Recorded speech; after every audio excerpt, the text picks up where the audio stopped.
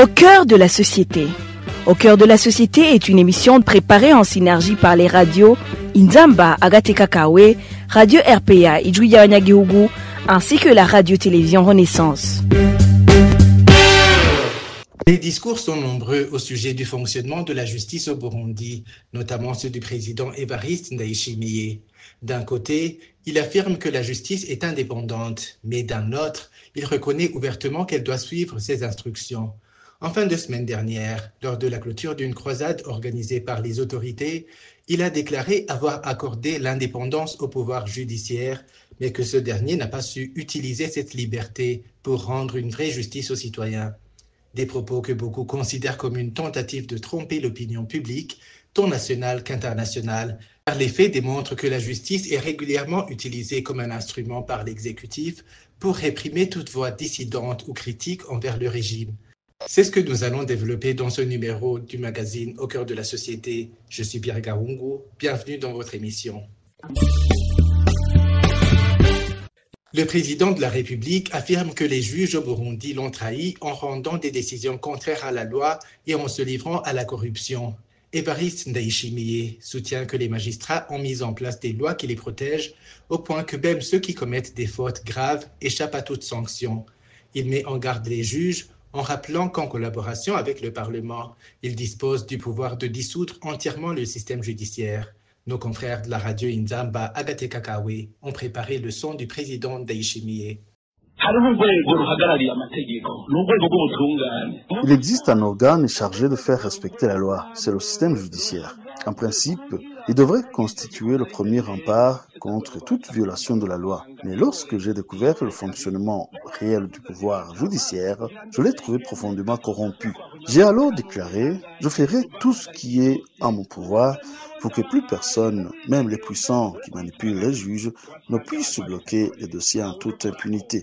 Or, j'ai constaté que ceux-là même à qui j'avais confié la mission de juger avec impartialité en profitaient pour agir à leur guise. Ils condamnent ou acquittent à leur convenance, convaincus que personne ne peut les remettre en question sous prétexte qu'ils sont indépendants. Un juge peut dire, personne n'a le droit de me demander comment j'ai rendu mon jugement. Ils ont façonné des lois pour se mettre à l'abri, pour se protéger. Même lorsqu'ils commettent des fautes graves, ils ne sont pas sanctionnés. Dans son contexte, une réforme est impérative. Il est envisageable, en collaboration avec le Parlement, de refonder totalement le système judiciaire. Nous pourrions décider de tout dissoudre sans préavis, sans indemnité et reconstruire une justice nouvelle fondée sur des lois équitables. Les juges m'ont tellement trahi que parfois je me retrouve désemparé. On affirme que certains dossiers sensibles ont été étouffés parce qu'ils mettent en cause des personnalités influentes. Et je sais que cela continue. Vous, citoyens burundais, vous ne pouvez même pas porter plainte contre ceux qui vous oppriment. Je vous l'ai déjà dit, si quelqu'un vous empêche de dénoncer un criminel, informez-moi. J'ai en main le bâton de commandement que la loi m'a confié et je suis prêt à l'utiliser pour faire respecter la justice. Laissons voir s'il ne produira pas les effets attendus.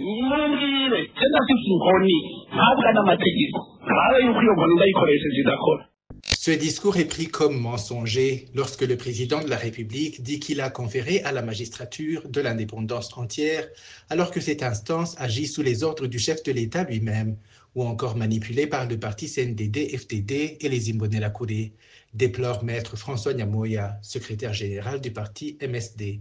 D'abord, il ment évidemment lorsqu'il dit qu'il a donné à la justice sa pleine et entière indépendance. La justice reçoit et exécute les ordres du président Ndayishimiye lui-même, du CNDD et même des Imbonerakure. Même s'il y aurait encore des magistrats qui font correctement leur travail, si tous ces gens dont je vous parle interviennent, les magistrats sont tout à fait impuissants. Parce que dans ce cas, ils ont le choix entre vivre ou mourir. C'est comme ça. Même si nous nous plaignons tous du dysfonctionnement de la justice, on ne peut pas reprocher aux magistrats de choisir de sauver leur peau face à un tel dilemme. Le président Ndayishimiye ment et de façon éhontée. Un seul exemple, au MSD, nous avons des prisonniers qui ont été condamnés, qui ont purgé leur peine depuis longtemps, mais ils n'ont pas été libérés sur ordre exprès auprès du service national de renseignement. Là, est-ce que le président, il peut dire que c'est la faute des juges, alors que c'est lui qui donne l'ordre de ne pas les libérer?